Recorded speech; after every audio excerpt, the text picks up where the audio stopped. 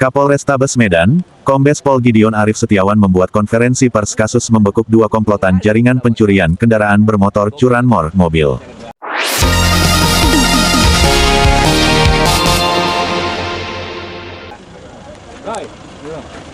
Medan, MSTV melaporkan.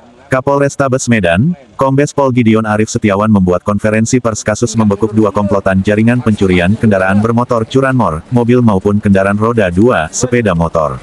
Kedua pelaku dilumpuhkan dengan ditembak di salah satu kedua kakinya. Selain kedua pelaku, polisi juga membekuk dua penadah hasil curanmor. Kapolrestabes Medan, Kombes Pol Gideon Arif Setiawan menyebut, kedua pelaku bersama orang penadahnya merupakan jaringan curanmor di Sei Mencirim. Keempat tersangka ini adalah jaringan Sei Mencirim yang bernama Senaya. Jaringan ini juga terlibat kepada tindak pidana yang lain seperti narkoba, pencurian pemberatan dan lainnya, kata Kombes Gideon dalam paparannya di halaman Mapolrestabes Medan, Selasa, tanggal 17 Desember tahun 2024 siang. Satreskrim Polrestabes Medan yang melakukan pengungkapan terhadap jaringan curanmor dan 480-nya. Untuk dua pelaku pencurian adalah, YH 32 tahun, warga Jalan Sei Mencirim Simpang Adios Kecamatan Kutalimbaru, Kabupaten Deli Serdang. YH ini tercatat sebagai residivis kasus narkoba sebagai pengedar. Pelaku kedua adalah, W 25 tahun, warga Jalan Sei Mencirim Desa Asem, Kecamatan Kutalimbaru, Deli Serdang. W juga pernah dibui dengan kasus curanmor. Ada 8 tempat kejadian perkara TKP, mereka beraksi di kawasan Kota Medan dan Deli Serdang. Kemudian ada 3 laporan polisi di Polsek Helvetia, Polsek Sunggal, dan Polrestabes Medan, sebut Kombes Gideon didamping Kasat Reskrim Kompol Jamakita Purba dan Humas Ibtu Nizar Nasution.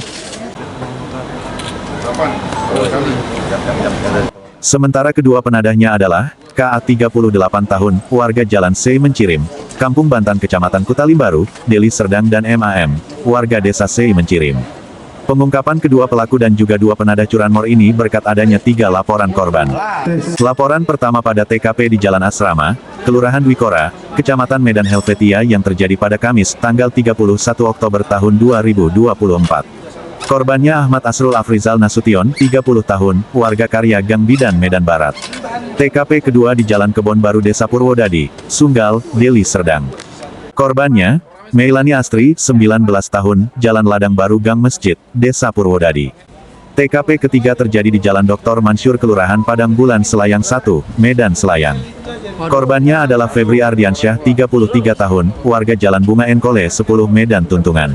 4 pelaku terungkap setelah tim Opsnal Jahtanras Unit Pidum Polrestabes Medan mendapatkan informasi saat kedua pelaku pencurian hendak menjual barang curian sepeda motor ke pelaku penadah di Jalan Sei Mencirim Kutalimbaru, kemudian tim melakukan penangkapan terhadap kedua pelaku YH dan W.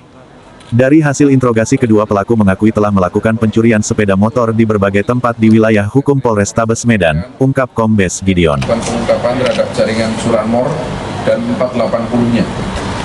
Dari hasil interogasi itu pula, kedua pelaku penadahnya berhasil dibekuk. Kedua pelaku mengakui menjual sepeda motor curian ke Desa Sei Mencirim. Dari penggeledahan di rumah pelaku penadah MAM alias Muslim, ditemukan puluhan sepeda motor dan mobil, sebut Kombes Gideon. Dari pengungkapan kasus ini, Kapolrestabes Medan Kombes Gideon menghimbau masyarakat untuk terus mewaspadai aksi kejahatan curanmor yang terjadi, khususnya menjelang Natal dan Tahun Baru 2025. Edison Haryanja melaporkan. Sama. Bagi dua. Iya, Bagi rata. Bagi rata, Pak. Ini memang satu jaringan. Satu pairing dia. Ya. Ya. Untuk mobilnya Pak, untuk mobil gimana Pak cara beraksinya itu? Pakai kunci T juga? Mobilnya kita temukan dari 480 jaringan Sei Mencirim tadi. Ya, pendalaman kita ungkap lebih lanjut. Ya, oke. Penanganan secara serius terhadap tersangka. Informasinya dia ini calo juga ya Pak? Calo masuk polisi ya Pak? Sebetulnya persepsi ya. Kalau faktanya dia memang mempunyai usaha sampingan ya, namanya bimbel. Nah, bimbel ini kemudian ada bias-biasnya. mungkin dia menjanjikan, tapi bukan kemudian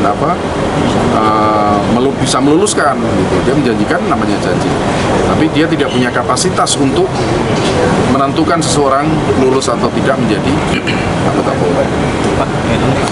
Fisik maupun mental, itu langkah pertama adalah treatment terhadap kondisi fisik dan psikis korban. Nah, yang kita alami dalam kasus ini itu memang ada kendala di situ, ya kan? Informasi-informasi yang untuk mengungkap siapa pelaku, bagaimana peristiwa terjadi itu masih ada kendala. Dan ini kan tidak mungkin kita paksakan pada yang bersangkutan untuk memberikan keterangan, malah kita menjadi salah ketika kita menanyakan kepada orang yang mengalami kendala seperti itu. Jangan-jangan alih-alih kita melakukan upaya, justru kita kemudian mengulik lagi memori buruknya. Nah, ini kan harus pelan-pelan. Jadi kendala kita memang mengidentifikasi peristiwa dan pelakunya. Dia tukang becak yang mengantar si korban ini. Iya, termasuk di bagian dari penyelidikan itu kan. Pertanyaannya kan siapa gitu kan. Nah, yang bersangkutan juga belum nggak tahu nih siapa gitu. Nah, makanya ini kita ini CCTV kondisinya juga waktu itu terjadi di bukan tempat-tempat yang banyak CCTV ya. Tapi saya sangat membuka diri. Kalau ada informasi justru itu menjadi kekayaan buat kita untuk melakukan pengungkapan. Kalau ada yang datang beramai-ramai, Pak saya bawa CCTV ini, wah itu saya senang sekali. Kalau ada yang, Pak kenapa nggak ditangkap? Kita tangkap, ayo tunjukkan ke saya siapa harus kita tangkap. Update yang bocor